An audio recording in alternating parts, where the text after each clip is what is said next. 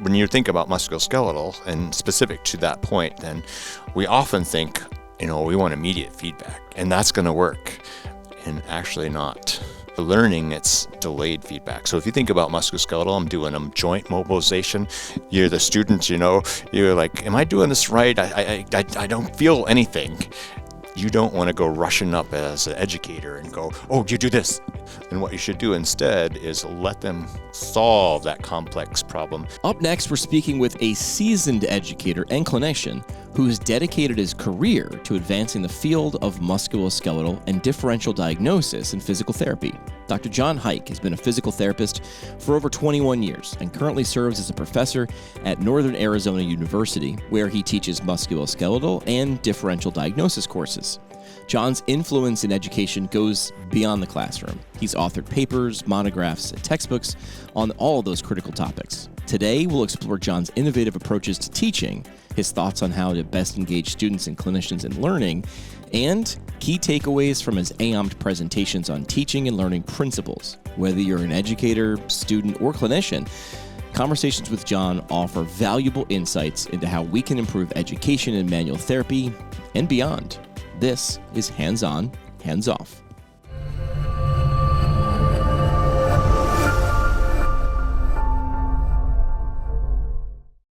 John Heick on the podcast here at AAOMPT in Orlando. We were just talking. Someone said, "Hey, are you doing the whole video podcast thing in Reno?" I was like, "Oh, Reno! I haven't been to Reno before." Oh, there you go. So excited about that.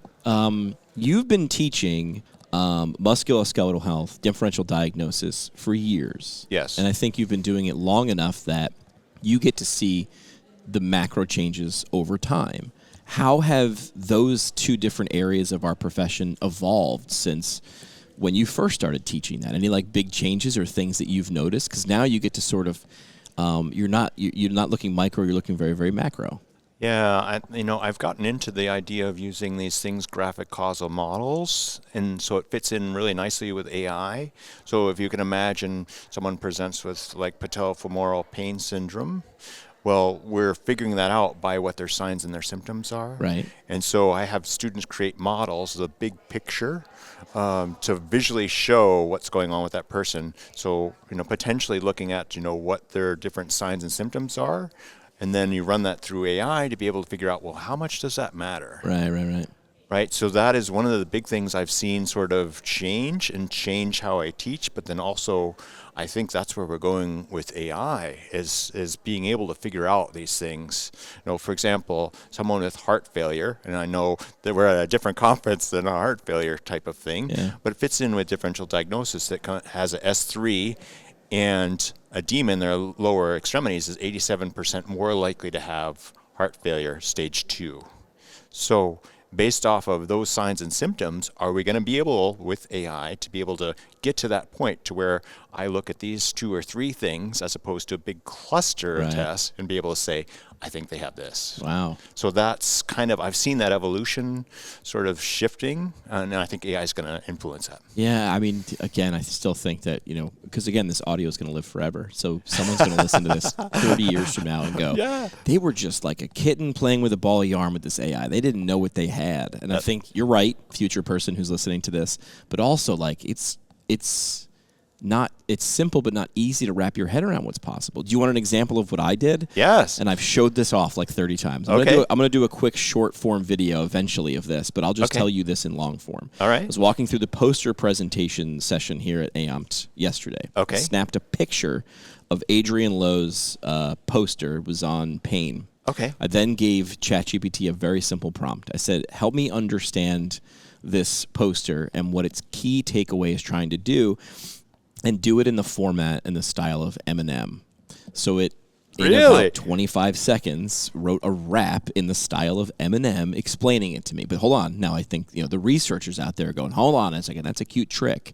But then I turned to Adrian Lowe and I said, you're the author of that poster. Is this rap accurate? And the only thing he said was, he dropped an expletive, and then he said, I don't know if we're needed much anymore. Because according to Adrian, yes, that actually summarized what I was trying to communicate with 300 words, it did it in 4 sentences, but the 4 sentences rhymed, and if we threw some music to them, they would have flowed.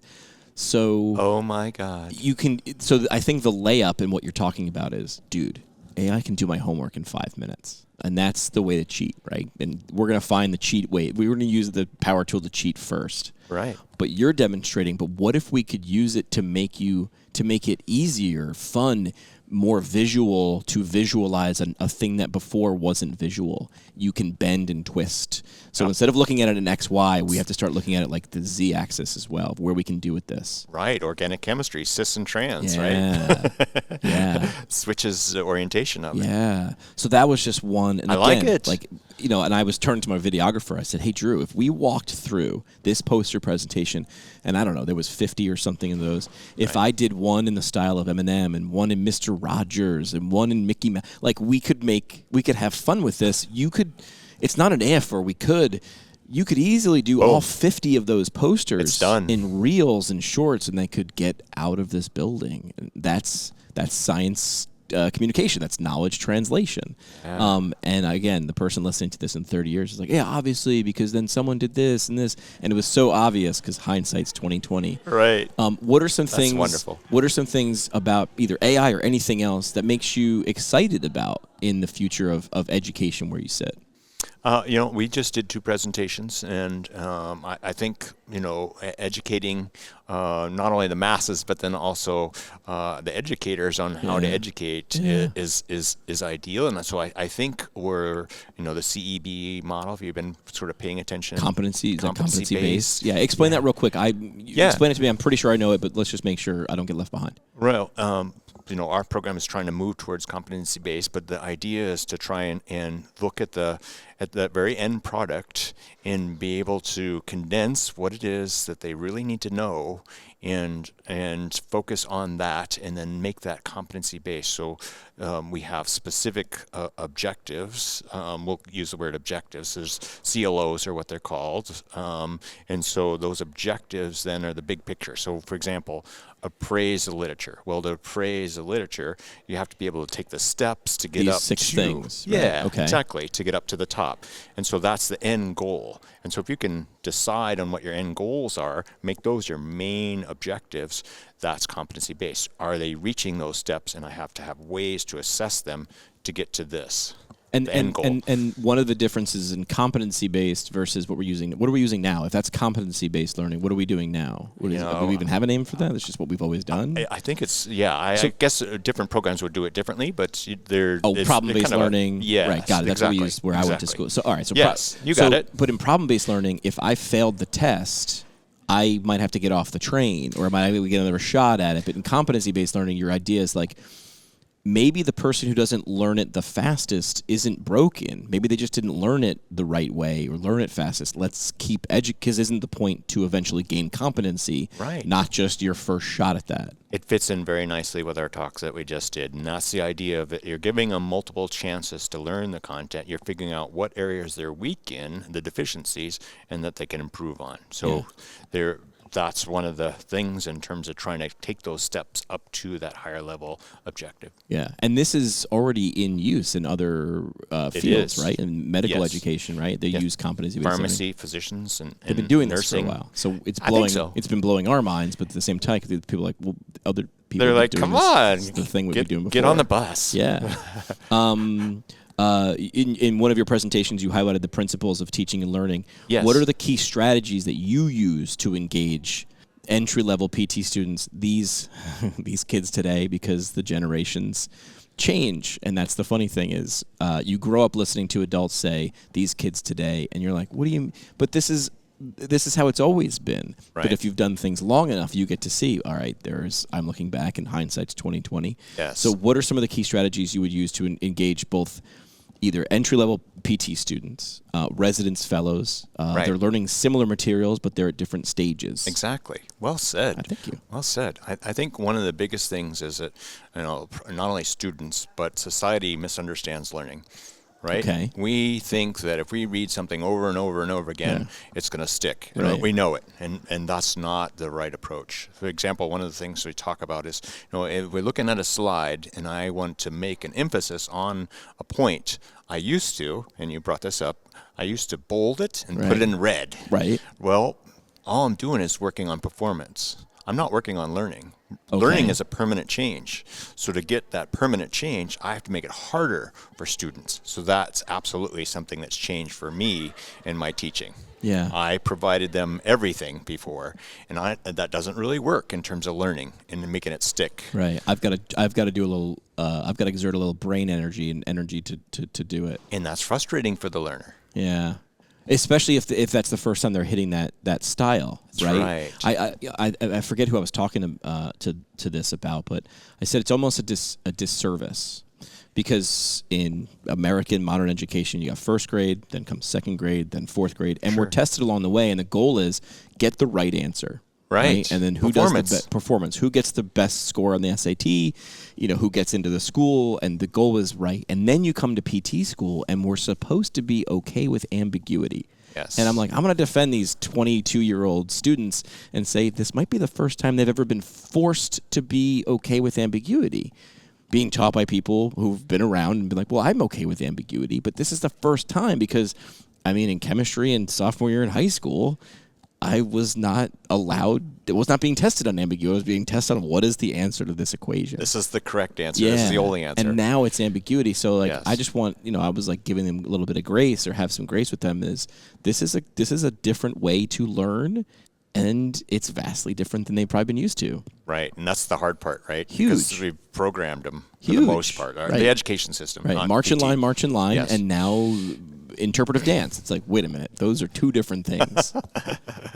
Yes, absolutely. Yeah. So how do you usher someone over that threshold? This person who has been a good student because they got the right answer most of the time, and they were able to outperform their peers. And now the idea is, how are you not only understanding that's part of, you're not going to have always the right answer most of the time, you're going to get close, and how are you okay with that? Like, how do you get humans okay with that? Yeah, I think the biggest thing, you probably learned in graduate school more about learning than you did prior to that, and right? Myself, probably, right? To be honest with you, yeah. Absolutely. And so I think you have to teach the student, the learner, resident, fellow, to make sure they understand learning. Yeah. And I think you have to do that throughout the pathway. So first year, second year, even between semesters, and say, this is about learning.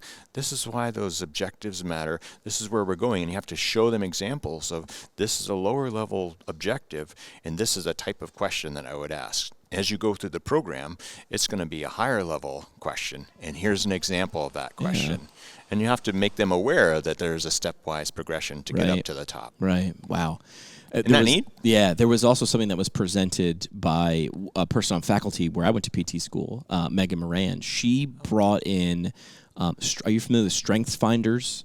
Strength Finders. It's one of the. I have an idea. It's from the company Gallup. They do a lot of the polling, and they essentially said, "Listen, there are 32 personality types, and you have a combination of most of them. But when they give you this, I don't want to call it a personality test. It's a strengths test. Okay, they give you your not top like the 5. Myers-Briggs, right? It's similar, but not the same, because they're just focusing on this isn't your personality, but these are your strengths. This is how you show up to the world." And so I took, she in DPT education gave this to all the first year students in groups. Okay. And then the goal was to see where your strengths were. Sure. But to be honest, you're in a group. And right. So they saw it. Right. So when you got your results back, they probably weren't a shock to you. Like I got, communication, ideation, futuristic, right? Woo, I want people to like me. So my 5 weren't a shock, but it was cool to like read the explanations. Right. Where the magic came for me is I did it with a small group of people I was working with. When they would present theirs to me, you were like, I was like, wait a minute, you're person not that? You like that? And they were like, really? yes. But I'm like, oh my gosh. So like the example I've used before was in the context of what I was doing, I was like in charge of the group.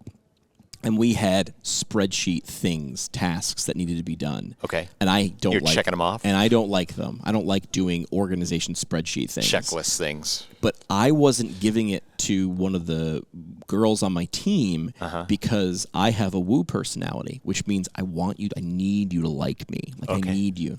So I wasn't giving her the task because to me it seemed like a punishment. Spreadsheets. Gotcha. Meanwhile, when she shared her results, she's like, I love organizational tasks. So here, I'm like, slowing the entire team down because I'm just not giving her a task. Meanwhile, she's sitting there going, I really wish I could have more spreadsheet stuff.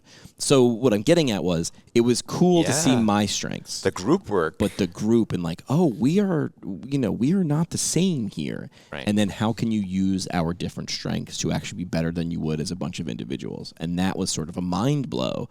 And I wish Megan was there when I was a first-year student to do this. Right. Because I think it would have solved a lot of things in clinic. Because you're a PT and I'm a PT, so we're the same. No, but we're not. We're not. We have different strengths and likes and things that we, want to stay we avoid. Right. And the easiest layup one for me was whenever I was in any college or in high school, when there was a group project, I was like, okay, I don't really want to write the thing, but when it's time to present, like, I'm your guy. Meanwhile, I just assumed everybody was the same way. Meanwhile, most of my group was like, I will do anything you want to do, but I don't want to present it. Yeah. And I was like, oh, this is great. We could really be You're a happy. powerful duo, right? Because you're going to be happy, I'm going to be happy, and the outcome's going to be the best. So yeah, I think you're right. I think I did learn more about learning and myself probably in PT school than maybe like some of the PT content. Right. But I don't know about that. Well, that's the deal, right? Lifelong learner. So if I Right. learn about learning, then I can unlock, anything I want or anything I'm going to put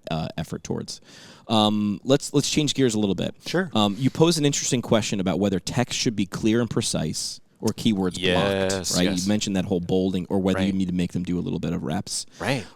Help us understand how that applies to teaching musculoskeletal and differential diagnosis. Like, we touched on it where it's like, well, if you give it to me for free, I don't really value it. But if I have to burn a few calories, I probably understand and I'm more invested. That's sort of like the overall idea. Yeah, the biggest thing is that they have to work. And so in terms of the make it stick principles and trying to get them to learn the content, you have to make them work harder. So in musculoskeletal or in differential diagnosis, then the pattern would be to try and build that up to that objective so that they can work without you in terms of influence, right? Or comments or feedback. And so when you think about musculoskeletal and specific to that point, then we often think, we want immediate feedback, and that's going to work, and actually not. Really?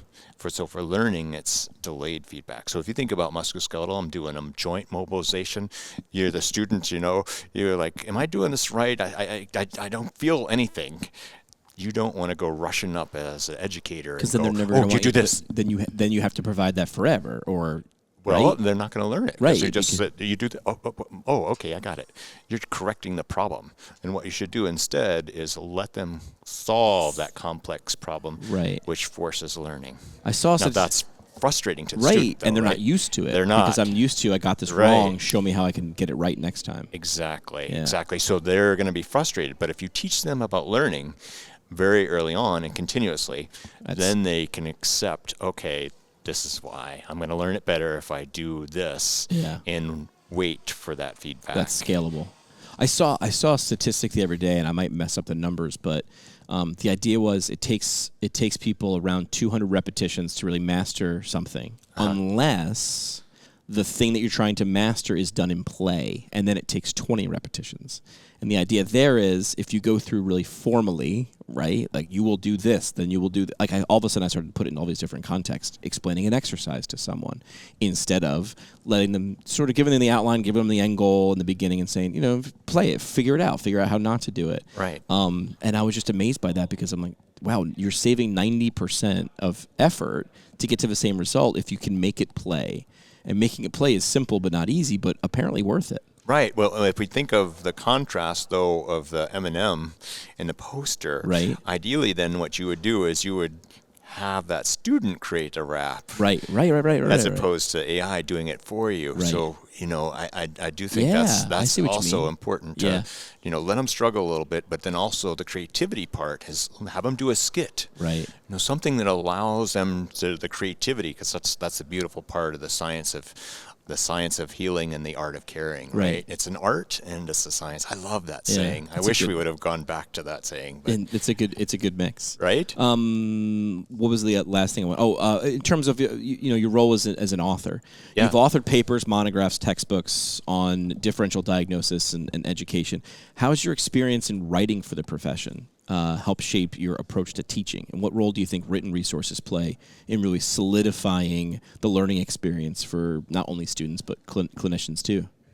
Well, I think the biggest thing with writing is you get better at writing, but then as you're writing the content, have to know the content better. And you're editing as you go. You absolutely are editing as you go. Time. Right, absolutely. So I think that writing, whether it's a monograph or the textbook, and we're getting ready to do the monograph for primary care, so that's going to come out pretty soon too. So it's kind of neat to kind of build that. I think you have to do that in our profession. I do find, and we kind of chatted a little bit about this loosely before we went on the air, is really that art of reading is kind of going by the wayside. Yeah. And so I think you have to put it in a picture format. And that's why I think the models are another type of approach to sort of build that case in terms of differential. But you have to put the text in there to make it make sense to the person.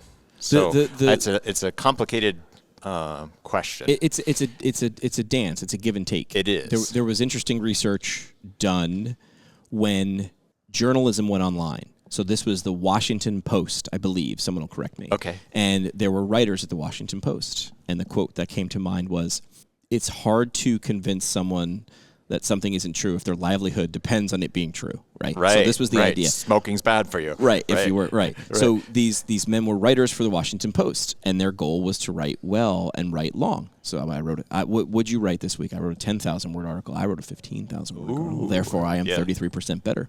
When journalism went online, they were able to objectively measure how far down an article people went. And with software, they could see where their eye tracking went. Yeah. Where do eyes go? Yes. And they found that if you wrote 10,000 words or 15,000 words, they were reading the first 3,000. And when you write in journalism, you get what's called the inverted pyramid, which is the important bottom line up front, the important stuff first. Sure. I got it. Good. I'm out. So then they realized that longer and more dense wasn't better. So they changed their writing style. And the writing style became... One of the books out there was written by these two writers who teamed up, and they started two companies. One was Politico, and one was Axios. Okay. And they started this. I know those. This format was called Smart Brevity. Okay. Which is like, how do I give you enough? Put a little color in there. Make it palatable. A little spoonful of sugar makes the medicine go down. Right. But they realized that more wasn't better. Better was better. And it wasn't just words, it also could be in pictures. And that's where it's like images, pictures, sound, video. These things have not changed from hieroglyphics to Instagram Reels. These are similar but not the same. And being able to switch between the modes because you know how people learn, different depending on the situation and the learner and all those different criteria. Yeah, absolutely. That's a very cool story. Yeah. That makes sense. Yeah. And so I think the editing, the writing, I think it's going to evolve as we kind of mentioned before. Yeah. There's a great creator. His name's Chris Do, and he says he has a studio. He's a graphic designer, video editor. He's sort of a media person, and he's not really in any one vein. He works with clients, so he steps out of doesn't really have a comfort zone. His comfort's media, and in his studio, he said, I quite literally have the room divided in half. And on one side, I have a table where you are not allowed to put an iPad or a computer ever. It's off limits. He calls this his analog side of the room. Okay. Where it has to be paper, pen, pencil, dry erase board is okay on the left. And he said, I always begin there. So whenever I work with a video project or a podcast, it starts with writing. It starts with, okay, who's this person? What's the goal? And a journalism professor really taught me that. He said, you might walk into an interview completely unprepared for this, but he said, you're armed. And he's like, you're armed with who, what, where, when, why, how. And there's infinite variations of those. And your job isn't to ask the perfect question in the perfect order. You don't have to. Right? Because the finished product is later. But he said your job is to just peel the onion. Just get a little bit closer, to center, and realize that peeling the onion is actually the exercise because there's nothing in the middle of the onion at all. The goal is peeling the onion. That Right. the exercise is the actual thing you're doing. Unraveling it. And he added, if you try to cheat and get to the middle too fast and you cut the onion, that's when you cry. There's no good outcome when you try to skip steps. That's a great analogy. Last thing we do on these episodes here as we record at AAOMPT Conference 2024 is a parting shot. What's something you want to leave with the audience on some of the topics that we talked about? Any mic drop moment, soapbox statement, just an idea you want to repeat, or anything new? I think the make it stick principle and the idea of that is very interesting. One person in the crowd is actually the daughter of the author of the book. Make it stick? And she's a PT. Make it stick? Yes. Chip and Dan Heath? Really? McDaniel. Oh, McDaniel, okay. Yes, Lita McDaniel at Emory University. Really? So I ran into her. So it was just a cool thing to see her. And she said, "You're doing a great job of bringing forward all these principles from this book." I'm texting with my dad as she's in wild. the audience. It's like, Yeah. it's such a small world. It is a right? small world. Man, I read that book. It was the Heath brothers, right? No, Make It Stick. Make It Stick? Okay, maybe Yeah, it was different. Okay. different. But what was the idea of that one, Make It Stick? Because there was a book from Chip and Dan Heath. I think it was called Make It Stick. But what was the idea of that one, McDaniel's? So for this book, it's all about learning. It's the same principles that we're talking about. The actual bolding and making the font red comes from that book, and so it's not me saying that. That's the actual authors. Yeah. And her dad. Yeah. So it's that's the coolest thing in the world. So I think I think that's where we're going in education. That's what we're trying to do, right? Whether it's a residency, a fellowship, or entry-level program, is we're trying to get better at what it is that we're doing so that we can impact our profession and, of course, also better treat the patient. Yeah. And I guess that's the bottom line. That's why we come to the conference. Sure. That's why we've traveled from Arizona to Florida or wherever. Yeah, it'd be a lot easier to not do this. Right. But the goal is, what's the outcome? The outcome is not to have gone to a conference. It's to have gone to a conference, learn something that you can apply and shape the things downstream. So I think that's the biggest takeaway. Yeah, that's great. John Heick, appreciate your time. Thanks so much. Thank you, Jimmy.